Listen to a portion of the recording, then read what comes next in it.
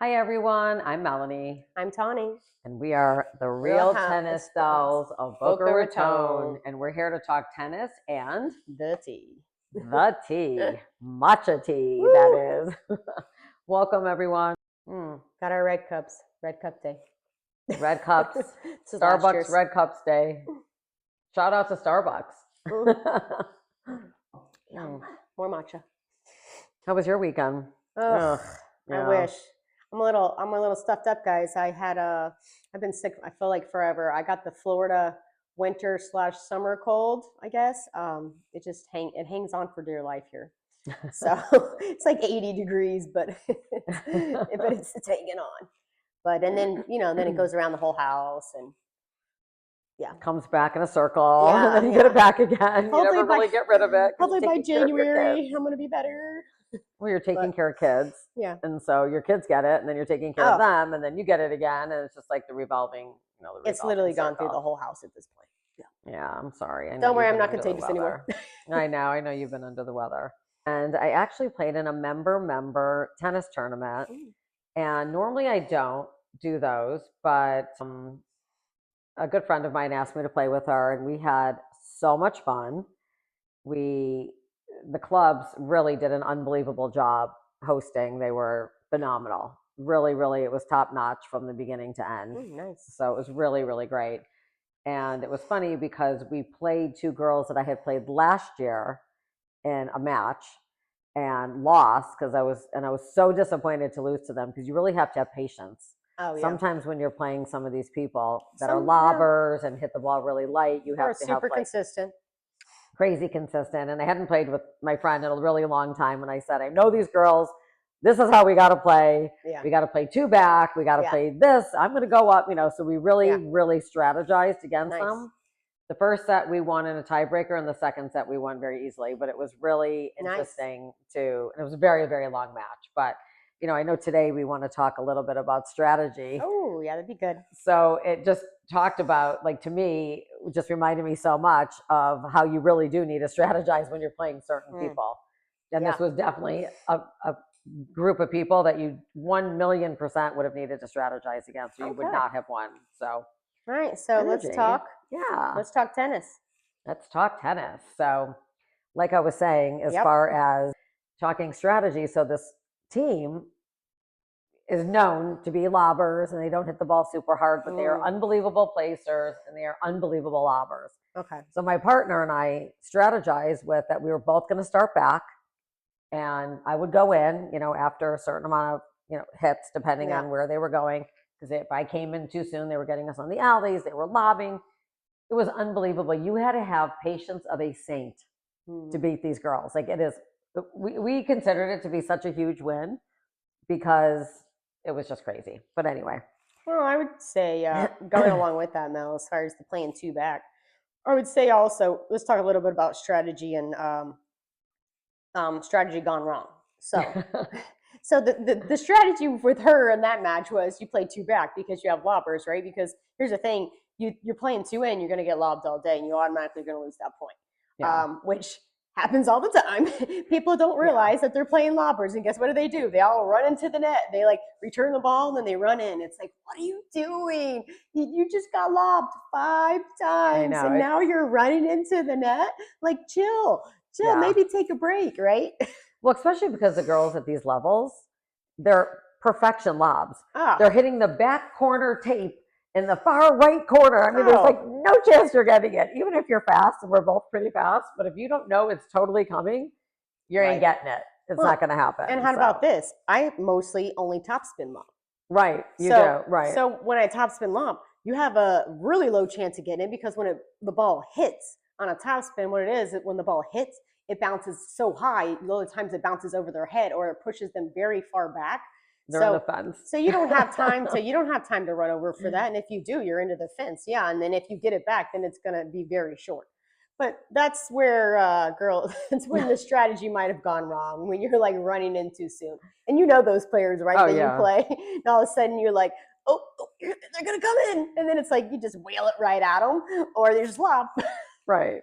And it's so funny because I mean, I think the best lobber, honestly, that I ever met was your husband. Oh God. He is a topspin lob that every single time it goes way over my head. It's not even close. So I am so far back. But even though I'm so far back, I still can't get it. Start climbing like, the fence. Right. You really, it's like crazy. I mean, it's just funny. I mean, that's why you know people's games and you know who you're dealing with and what you need to deal. So where do you think I learned that from? Right, exactly. He's a great teacher. I think I need to get him out on the court to help me. His is way better than mine. His is insane. Anyway, so that's really funny. I mean, the whole lob thing. So and that's the 2 back, the 2 up. The 2 back, 2 up. And then let's talk about, so there's all kind of strategies. So there's Australian. Which I love. I formation. So let's talk about Australian. When it goes wrong. We can talk about the proper way, and then we can talk about when it goes wrong, okay? So the proper what I formation is, and not everybody, especially if you're at like a lower level or you don't even play tennis, you probably don't even know what I formation is. Or Australian. Right. So Australian's commonly used, especially probably at the higher levels. And say you're playing 2 opponents that are amazing and maybe just as amazing. I don't know if anybody's amazing, to be honest, but say they're really good and you're really good. And like, you're like, God, what am I going to do? I got to figure out something. So maybe Karen, okay, Karen is playing the deuce side and you're returning from the opposite deuce side and she hits a really short ball wide off of your serve. So you could keep running up for that every 5 minutes and trying to get it and maybe get it over the net. I mean, maybe up, go. You could keep doing that. Or you could try Australian. So what that is it's when, and I can maybe link a photo up for you guys on this, but what it is you have one person at the net in front of their net player, and then the person serving is in the middle of the court. And what you do is you serve to that person, and you're forcing them to go down the line to change their shot. Shot. So now she no longer has the angle, right? Because my net player is now right in her face. Right. She either has to aim it for my net player, have a really good lob to lob over her, or now she has no choice but to hit it down the line. And then I just simply run over and cover that line. So that's and then the point begins. Yes. And that's a whole different ball game. But right. Here's when strategy goes wrong. So Australian strategy goes wrong, right? I have had it happen where it's gone wrong so many times, but it does scare them. It does. When you're doing it, we have to say, disclaimer, that when you do it, a lot of times the other team was looking at you like, what are you doing? What are they doing? Like, some of them don't even know what Australian is. So I hope at our level they do. Yeah, you would hope so, but it is kind of funny. They don't always. And they think like, why are they doing it? And sometimes we're just doing it just to do it. But yeah, sometimes you're just messing with people. And then sometimes there's really reasons to do it, like the first one I mentioned. Yeah. But here's when that strategy can go wrong, okay? So now you're doing Australian, and that person has no idea how to do Australian. So you're just like, I've done that before. I'm like, come here, you. Right. Stand at the net, just aim this way and don't move, okay? If it comes to you, get it. Otherwise, I got everything else. They're right. Like, oh, okay. They're what like, am I doing? What am I doing? And she literally looks at me, she's like, I'm confused if they're not. I'm like, it's fine. It's good. So, but here's where it goes wrong, right? So if you're serving an Australian, you want to serve most likely to their backhand, because unless they're lefty, of course, then that's different. But that's usually like if you're on the outside, that's the angle. If it's on the forehead, if you're on the deuce side, that's down the tee. Because what it does is it forces them to use their backhand. It's a lot harder to go down the line because I'm forcing them to go down the line, right? It's a lot harder to go down the line with your backhand versus your forehand. That's probably for everyone.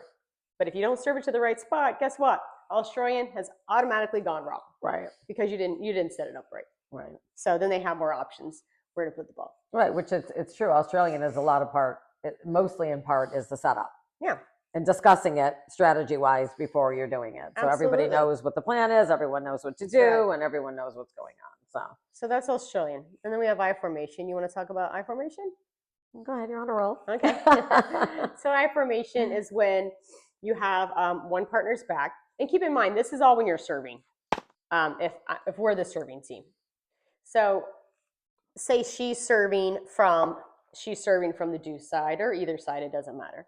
I'm going to be at the net. I'm going to be in the middle of the court. I'm going to be like at the service line, but in the middle on the tee. So right there where the line crosses, and I'm gonna be down, and I'm gonna kind of tell her where I want. I'm gonna like put my hands in the back. This way. I'm gonna be like left, right, down the middle. I'm gonna tell her where I want her to serve, and then I'm gonna move in whichever direction I told her I was going to go. Like basically, I'll tell her where I want her to serve, and I'm gonna tell her which way I'm gonna go. You can tell her where you want her to serve before you get to the line, and then once you get to the line, I can kind of tell her which way I'm gonna go, and then no matter what, I go that way. I commit.